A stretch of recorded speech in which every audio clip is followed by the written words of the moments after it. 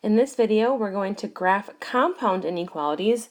They are special cases that are called AND situations or OR situations, and we're going to graph these onto a number line. So, a compound inequality is an inequality statement that contains two inequalities. So compound means we have two inequalities. Now there are two types of compound inequalities that you will see. One called an and one called an OR. And let's focus on these one at a time. So the and, I like to tell students, looks like a sandwich, which it does. It looks like the variable is in the middle, getting sandwiched between two numbers. And that's essentially what is happening here. What this and statement is saying is it's saying that x needs to make two inequalities true. So if we dissect this a little closer, this side is saying x needs to be on the smaller side of 5.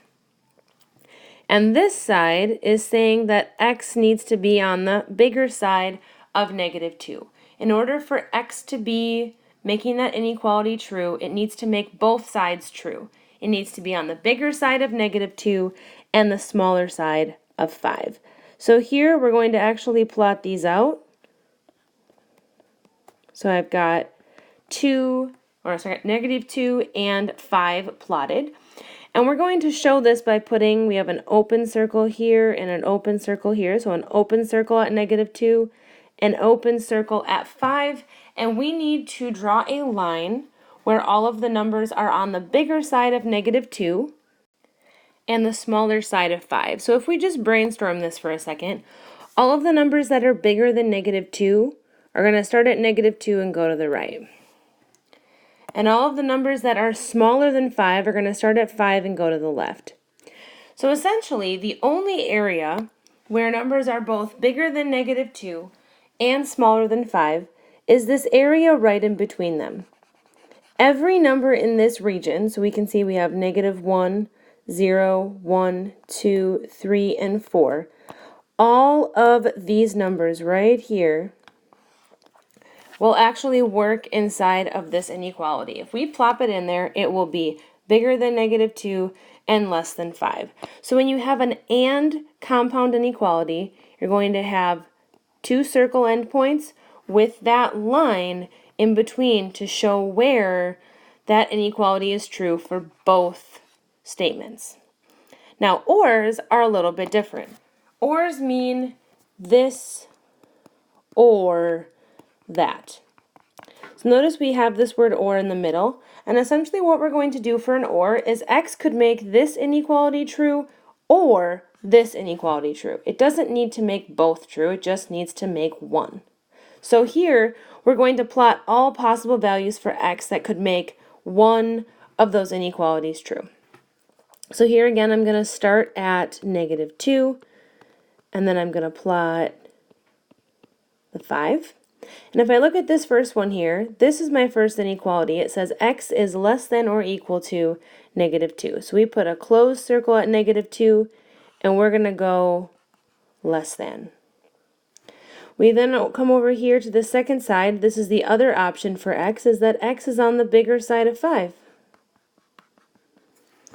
So essentially what this two-sided inequality or statement tells us is that if you have a number that falls in this region or a number that falls in this region, any of those numbers will make this or statement true because it will make this inequality or that inequality true. You only need one of those inequalities to be true, which is different than the and, where you need both.